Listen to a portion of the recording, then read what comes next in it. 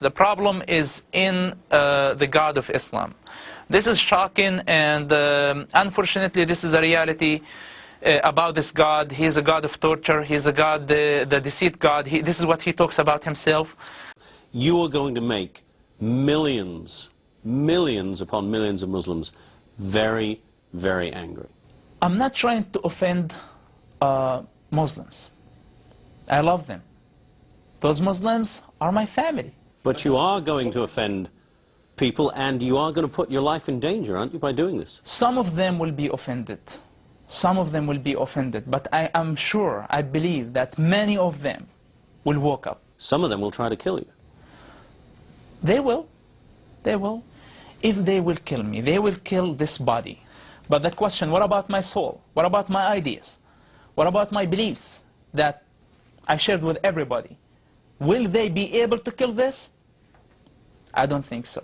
These comments are coming from a man who is not just any Palestinian, but the son of Sheikh Hassan Youssef, one of the founders of Hamas. Mossab Hassan is also a young man who himself, until just a few years ago, was president of the Islamic Youth Movement. And his denunciations of Islam are harsh and startling. Every Muslim who read the Quran, if they allow themselves to listen to this Quran and believe in the same time that this is from God, I think they are sick and they need help. I believe that Islam is collapsing already. Because it's collapsing? Yeah, it is collapsing. It looks from the outside, it's growing, but from the inside, it's completely collapsing. It's not giving answers to the people. It's not improving their lives. It's not helping them at all. Within 10 years, that's it. Islam is going to be over. Hamas start to get suspicious about everybody, about themselves, about their wives, about their children, about everybody. If they torture, you're not allowed to say anything. If they kill people, you're not allowed to say anything. If they teach you something wrong... They torture and they kill people in the jail? They tortured and they killed people. Their own people? Their own people. Like put needles under their fingernails. They put needles under the fingernails? Needles under their fingernails. Hamas leaders that we see them on the TVs now, okay, and big leaders were responsible for torturing their own members. In studying the Quran, Mossab Hassan found what he calls thousands of inconsistencies. What Muslim sheikhs or religious people do, that they focus on only one part of Islam. Which part do they focus on? The part that they need for that time. If it's a war zone, if it's wartime, they're talking about jihad. They bring the verses that, so it's like very political religion. And this way, I discovered that the Islam is the most bipolar religion on earth, that you can find whatever you want. So the Quran contradicts itself? In so many ways. Within days of us broadcasting that interview, it spread across the internet like wildfire. Days after that, Al-Qaeda itself stepped up in the absence of Hamas making any comment, criticized Hamas for allowing him to get away from the organization, and then concluded their internet statement by quoting the words of the Prophet Muhammad, chilling words. They said, "Whoever changes his religion, kill him." That being a reference to the fact that Mossab Hassan not only has left Hamas, but has now turned his back on Islam and converted to Christianity. I love Jesus immediately. Why? Love your enemy. That was the one that moved me from like deep and changed my life forever. I've been suffering for a long time. It's like my medicine became. It's not a drug. It's not it's not like Quran. Quran is a drug. The Quran is a drug, you say? Islam is a drug. To be honest with you, being killed is not the worst thing can happen to me. But if my soul is dead, if I feel the responsibility and I don't say a word of truth, I will die every day. The biggest terrorist is the God of the Quran. I know this is very dangerous. And I know this is this will offend many people, but my goal not to offend them. What I'm saying, that the biggest terrorist is Allah of the Quran, the God of the Quran, the God of Islam. Since Yusuf's book was published, his father, Sheikh Hassan Yusuf, has publicly disowned his son. I want to ask you, of course, to pray for me and pray for my family. They were under lots of pressure. The last time I talked to my dad, he told me, I asked him to disown me because I know how difficult this is for them. And he told me this is not an option. I know their hearts. They're good people. But unfortunately, their God doesn't have a minimum amount of humanity. He unskinned their humanity. He wants them to be beasts.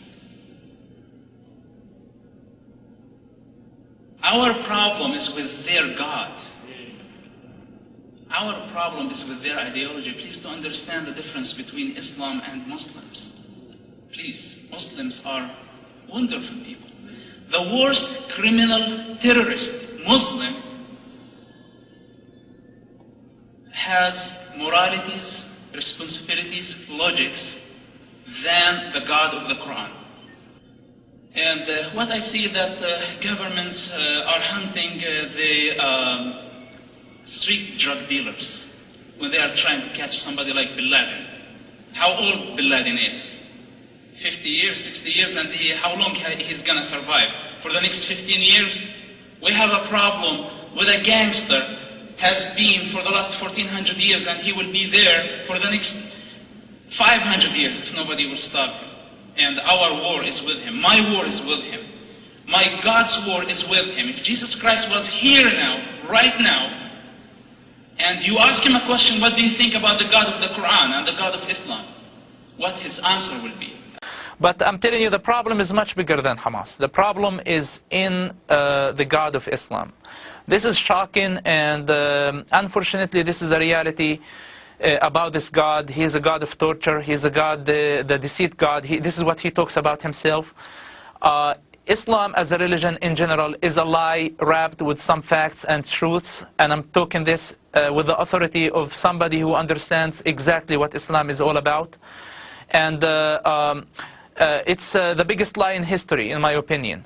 And this is the biggest danger, that a quarter of population of Earth believe that this is a religion from God. They are wonderful people. You know, here in Canada, our Muslim population is the same as any other religion. So, you know, those are very inflammatory words about. I know you've converted to Christianity, but that's pretty inflammatory. Yeah. Yes. This is a good point, and what I'm trying to tell you here, that your problem, my problem, the world's problem is not with Muslims. And Muslims, the majority of Muslims are great and wonderful people. They are my people.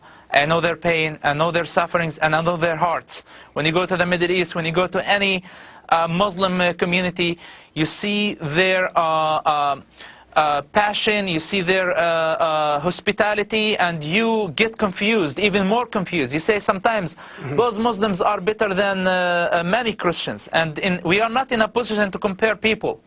We are comparing ideologies. And I'm telling you that the minimum Muslim, the most criminal Muslim or terrorist has a minimum of morality, responsibility, logics more than his God.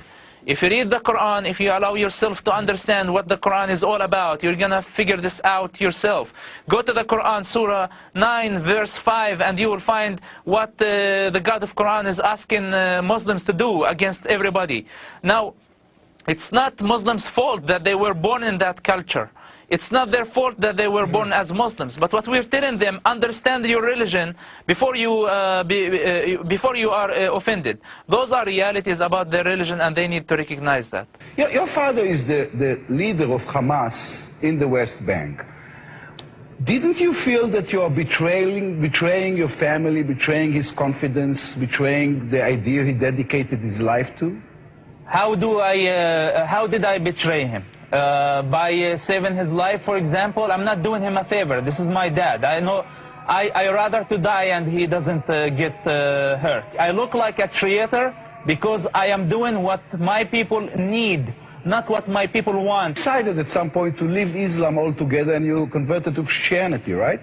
Yes, I converted to Christianity. I am a Jesus Christ follower, and let me tell you something. I am not a pro-Israeli and I'm not very fascinated by the work of the Israeli government of killing Gaza children or assassinating leaders and even terrorist leaders. It's very obvious that they're going to try and kill you till the rest of your days, and still here you are in Israeli television without disguise, without fear, and I ask myself whether this is courage or total craziness. Look, you are afraid when you do something wrong. When you don't do something wrong, when you believe in what you're doing, you're not afraid. Masoud Youssef, in behalf of myself and many Israelis, thank you very much, and thank you for this interview. Thank you. Mossab is well aware that by speaking out, he could effectively be signing his own death warrant. But he shows no fear. They gotta kill my ideas first, which is like, that's it. They're already out. So how are they gonna kill my idea? How are they gonna kill my opinions that I have? This thing that they can do, they can't kill my body, but they can't kill my soul.